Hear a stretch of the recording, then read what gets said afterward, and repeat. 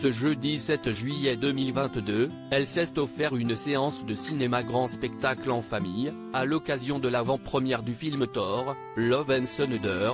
Valérie Damido avait fait le déplacement jusqu'au Grand Rex à Paris.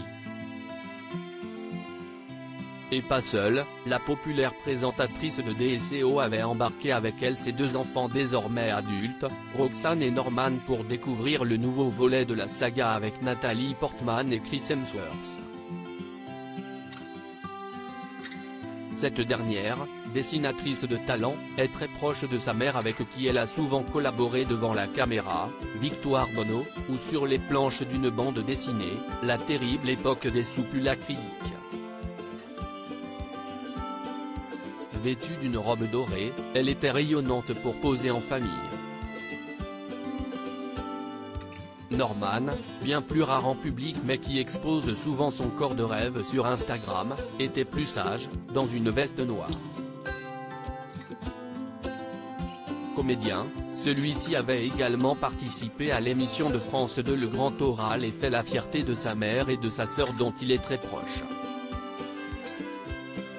Mais Valérie Damido n'était pas la seule membre de la grande famille de Dal à avoir fait le déplacement. Bien au contraire. En effet, de nombreux anciens participants à l'émission de TF1 étaient présents, notamment Lola Dubini, d'ailleurs accompagnée de son danseur Joël Luzolo. La famille Dal parfaitement représentée.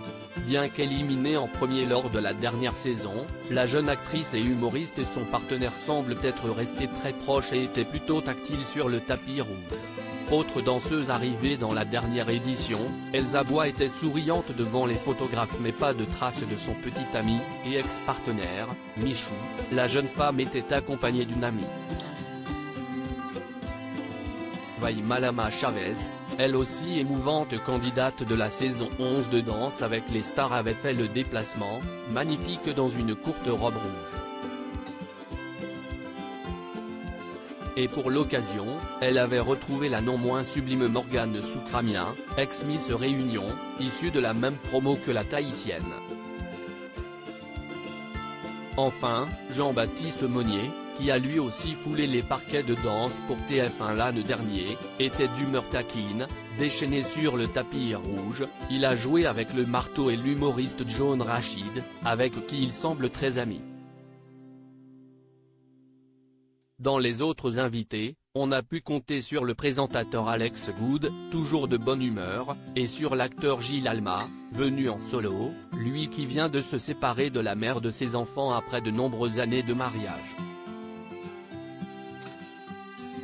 Tristan Lopin semblait heureux d'être là, tout comme le chroniqueur Radio Miko et le jeune magicien Maxime Tabar. Sublime, Aurélie Konaté a enfin été remarquée, au bras de l'acteur David Solazzo.